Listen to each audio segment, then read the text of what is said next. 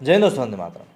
तो ये भारत में लिथियम का एक बहुत बड़ा भंडार मिल गया है और इस भंडार के कारण कई सारे देशों में खलबली मच गई।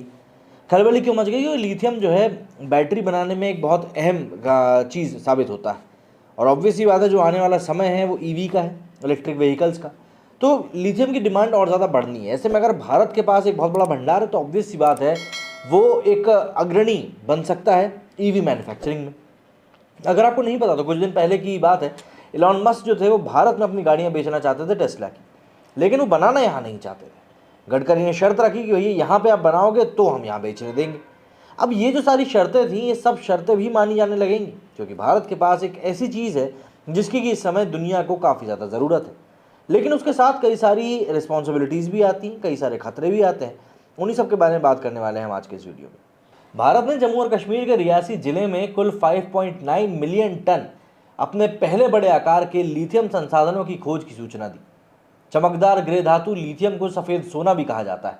भारत में पहली बार भारतीय भूवैज्ञानिक सर्वेक्षण ने पिछले हफ्ते घोषणा की कि उसने लिथियम संसाधनों की खोज की।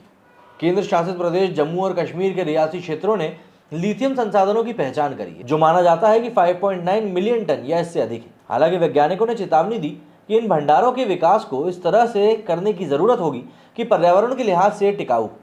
बैटरी इलेक्ट्रिक कारों का एक महत्वपूर्ण घटक ज़्यादातर लिथियम आयन से ही बनाई जाती हैं। भारत की लिथियम आयन बैटरी की सभी ज़रूरतें अभी आयात से पूरी होती हैं। सरकारी आंकड़ों के अनुसार भारत ने 2020-21 में 8,811 करोड़ रुपए के लिथियम आयन का आयात किया था, जिसमें से अधिकांश चीन और हांगकांग से आया था। भारत सरकार ने अपने ईवी विजन 2030 के हिस्से के रूप में 2030 तक 30% इलेक्ट्रिक वाहनों का लक्ष्य निर्धारित किया है। इलेक्ट्रिक वाहनों के लिए भारत की आकांक्षाओं और इसके आत्मनिर्भरता के कारण लिथियम सुरक्षा को सुरक्षित करना महत्वपूर्ण है। इस साल के आर्थिक सर्वेक्षण में सामरिक खनिज भंडार की आवश्यकता पर भी प्रकाश डाल गया है। संक्षेप में कहें तो नई ऊर्जा सुरक्षा के दृष्टिकोण से लिथियम काफ़ी ज़्यादा महत्वपूर्ण है। अनुमानित संसाधन इन भंडारों को दिया गया नाम है। ये ऐसे संसाधन हैं जिनके लिए भूवैज्ञानिक साक्ष्य का उपयोग और ग्रेड का अनुमान लगाने के लिए किया जाता है, लेकिन जिसके लिए भूवैज्ञानिक और ग्रेड निरंतरता की पुष्टि अभी तक नहीं की जा सकती। इससे पहले कि हम लिथियम के सिद्ध संसाधन का निर्धारण कर सकें, मूल्यांकन के कुछ चरण भी होते हैं। यदि ये एक काफ़ी इंपॉर्टेंट साबित होता है तो ये भारत को भविष्य में लिथियम आयात पर निर्भरता कम करने और स्थिर बैटरी और ईवी बैटरी उद्योगों को लाभ पहुंचाने में मदद करेगा। व्यावसायिक निष्कर्षण की संभावनाओं के मूल्यांकन को अब प्राथमिकता दी जानी चाहिए।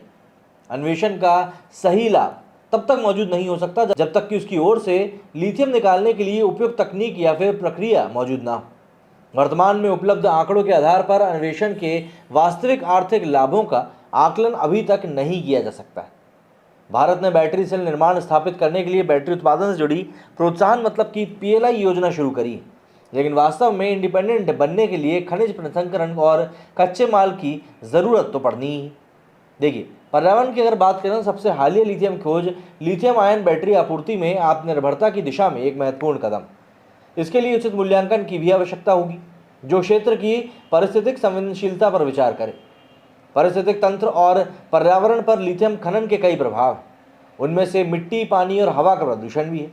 लिथियम को इसके अयस्क से एक ऐसी तकनीक का उपयोग करके निकाला जाता है जिसमें बहुत अधिक पानी का उपयोग होता है। लिथियम की ज़रूरत भी बढ़ रही है। वैश्विक स्तर पर लिथियम की मांग बढ़ने का अनुमान भी है। भारत की लिथियम ज़रूरतों के लिए आयात पर निर्भरता काफ़ी कम हो जाएगी यदि उनके पास अपना लिथियम भंडार। लिथियम जमा के संदर्भ में एक अनुमान 9.2 मिलियन टन के साथ चिली को पहले स्थान पर रखता है। इसके बाद ऑस्ट्रेलिया, इसके बाद 6.2 मिलियन टन का स्थान। हाल ही में 5.9 मिलियन टन लिथियम की खोज के परिणाम स्वरूप भारत सबसे बड़े लिथियम भंडार वाले शीर्ष 3 देशों में शामिल हो गया है। वही सीधी सी बात है, ये बात कई लोगों को बुरी भी लगनी है, लेकिन जो जिम्मेदारियों की हम लोगों ने बात करी, चाहे वो पर्यावरण को लेकर हो या फिर भारत के खर्चे को लेकर, वो सब की सब बेहद महत्वपूर्ण है और हर एक को ध्यान देना भी जाना चाहिए। मेरी सुनी फिलहाल इतना ही। जय हिंद।